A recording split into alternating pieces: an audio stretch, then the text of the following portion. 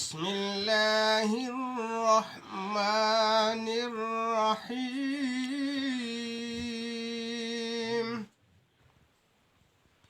يا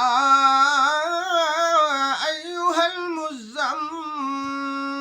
قم الليل إلا قليلا نصفه أو انقص منه قليلا أو زد عليه ورتل القرآن ترتيلا إنا سنلقي عليك قولا ثقيلا إن ناشئة الليل هي أشد وطئا وأقوم قيلا إن لك في النهار سبحا طويلا واذكر اسم ربك وتبتل إليه تبتيلا رب المشرق والمغرب لا إله إلا هو فاتخذه وكيلا واصبر على ما يقولون واهجرهم هجرا جميلا وذرني والمكذبين أولي النعمة ومهلهم قليلا إن لدينا أنكالا وجحيما وطعاما ذا غصة وعذابا أليما يوم ترجف الأرض والجبال وكانت الجبال كثيبا مهيلا إنا أرسلنا إليكم رسولا شاهدا عليكم كما أرسلنا إلى فرعون رسولا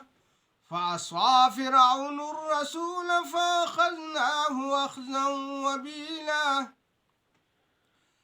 فكيف تتقون إن كفرتم يوما يجعل الولدان شيبا السماء منفطر به كان وعده مفعولا إن هذه تذكرة فمن شاء اتخذ إلى ربه سبيلا إن ربك يعلم أنك تقوم أدنى من ثلثي الليل ونصفه وثلثه وطائفة من الذين معك والله يقدر الليل والنهار علم أن لن تحصوه فتاب عليكم فاقرؤوا ما تيسر من القرآن علم أن سيكون منكم مرضى وآخرون يضربون في الأرض يبتغون من فضل الله وآخرون يقاتلون في سبيل الله فاقرؤوا ما تيسر منه وأقيموا الصلاة وآتوا الزكاة وأقرضوا الله قرضا حسنا وما تقدموا لأنفسكم من خير تجدوه عند الله هو خيرا وأعظم أجرا واستغفروا الله الله غفور رحيم. صدق